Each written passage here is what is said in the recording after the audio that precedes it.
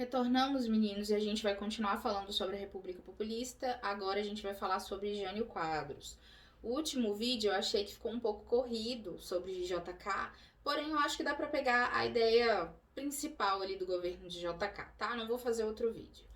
Vamos entender o que foi o governo de Jânio Quadros.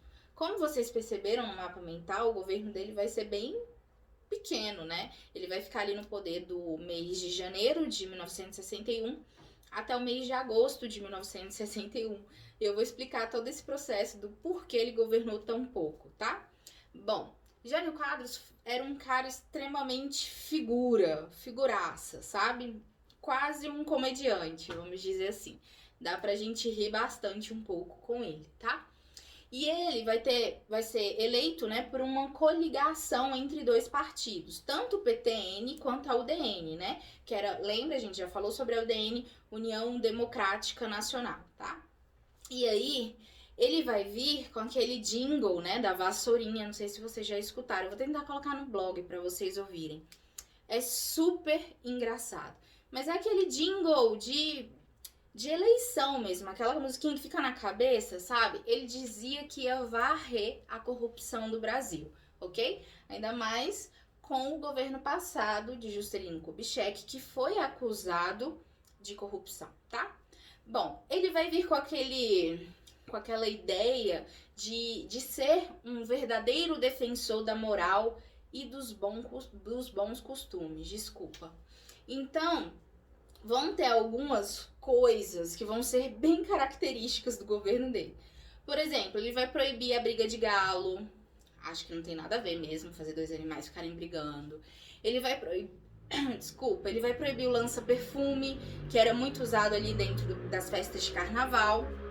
Também sou a favor. E ele vai fazer uma coisa que aí eu não sou tão a favor assim. Ele vai começar a proibir, na verdade ele vai medir o biquíni das meninas nas praias. Exatamente. Como assim, professora? Tinha uma medida certa e tinha os fiscais que ficavam nas praias observando o tamanho dos biquínis das meninas, ok? Então percebam que no JK, no Getúlio Vargas, no Dutra, a gente falou sobre o governo e a forma que essa pessoa vai governar. Os planos que ele vai ter para o governo dele, os planos que ele vai ter para o Brasil. Quando a gente fala de Jânio Quadros, a gente fala de biquíni. Percebam a figura que eu acabei de dizer para vocês. Eu não sei a década, eu acho que na década de 80, ele foi prefeito da cidade de São Paulo e ele proibiu o skate, não, porque ele dizia que acabava com o patrimônio público, depredava o patrimônio público. Ele proibiu na cidade de São Paulo o uso do skate, tá? Bom, a gente precisa observar dentro de Jânio Quadros o rompimento com os Estados Unidos. A princípio, tá ali, mas logo em seguida ele rompe com os Estados Unidos porque ele quer ser diferente. Ele diz que quer ser diferente, ele tem que ser melhor do que os outros que vieram antes dele. Então ele vai romper com os Estados Unidos e vai começar a se aproximar a países socialistas, China, União Soviética, enfim. E aí a gente precisa falar de uma outra pessoa, o vice-presidente, que se chamava João Goulart, mais conhecido como Jango. Não confundir Jânio com Jango. Jânio era o presidente, o Jango era o vice-presidente. E o Jango era do PTB, tá? E ele era considerado comunista. Vamos entender, vou fazer uma observação aqui sobre isso que eu acabei de falar para vocês. Na época, o presidente e o vice-presidente, eles não eram da mesma chapa, não eram do mesmo partido político. Ou seja, havia eleições para presidente e havia eleições para vice-presidente. E o vice-presidente podia ser reeleito diferente do presidente, ok? Inclusive, Jango tinha sido vice de JK. Ele tinha acabado de ser reeleito e estava junto no governo. Imagina isso hoje em dia. Nossa, não ia dar certo. Enfim.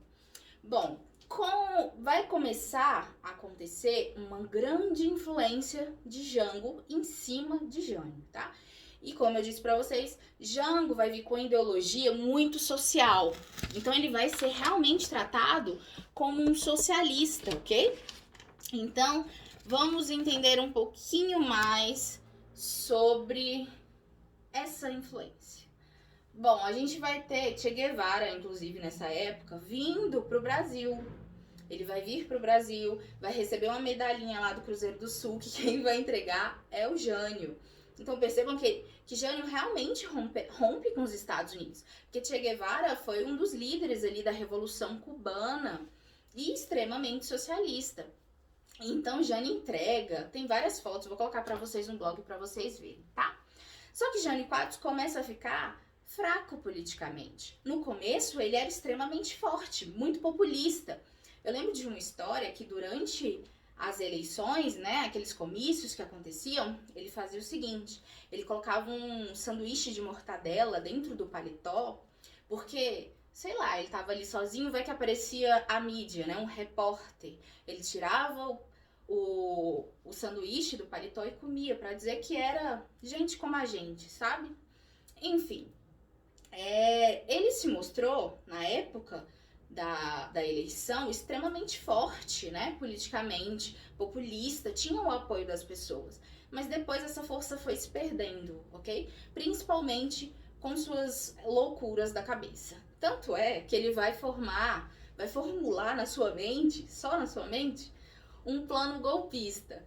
Como assim?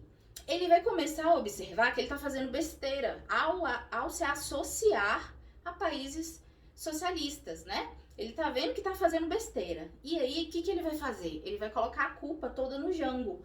Vai falar, ele é socialista, ele que tá me influenciando, e eu tô fazendo tudo isso aqui. E aí, vai fazer um discurso e vai renunciar, falando que forças ocultas o impediam de governar. Qual era a ideia de Jânio? Ele achava que renunciando, a população ia ficar louca e ia, de alguma forma, a sociedade de alguma forma ia trazê-lo novamente, ok? Mas não foi isso que aconteceu. Ele vai renunciar e o povo não vai fazer nada, e quem vai assumir a partir desse momento vai ser o Jango. Mas isso vai ser, essa história eu conto pra vocês na próxima aula. Tchauzinho!